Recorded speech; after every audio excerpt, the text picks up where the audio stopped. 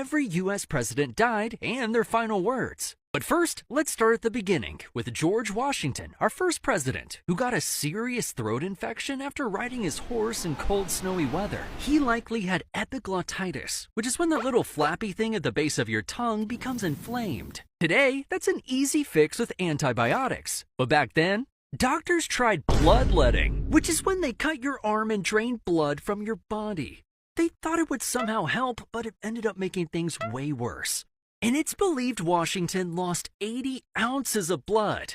That's like 6 Red Bulls. He told his doctor, "I die hard, but I'm not afraid to go." And as he struggled to breathe, his final words were, "'Tis well." But if you thought that was dramatic, this is the most insane coincidence in U.S. history, where John Adams and Thomas Jefferson, the second and third presidents, died on the exact same day. They started out as friends and revolutionary bros. Jefferson wrote the Declaration of Independence, and Adams helped defend it. Squad goals. But in the election of 1800, the two became political rivals. Then, after a decade of not speaking, Adams and Jefferson reconnected as pen pals and became besties again. However, on July 4th, 1826, exactly 50 years after signing the Declaration of Independence, the spookiest thing happened.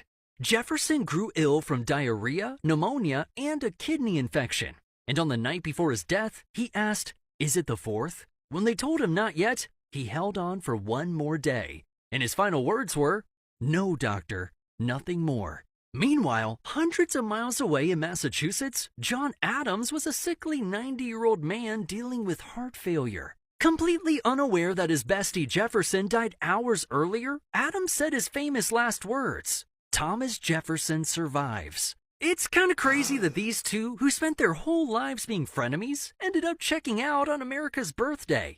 Kinda like our fourth president, James Madison, who almost completed the 4th of July trifecta. Because after dealing with congestive heart failure, the father of the U.S. Constitution was on his deathbed, and doctors were trying desperately to keep him alive until July 4th. But when offered more stimulants by his niece, Madison said, "Nothing more than a change of mind, my dear. I always talk better lying down." Which basically meant he was ready to go, and died on June 28th, 1836.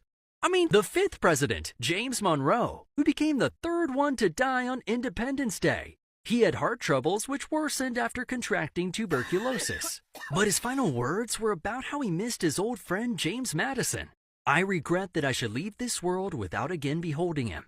And while most presidents die on their deathbeds, some die on the floor of Congress.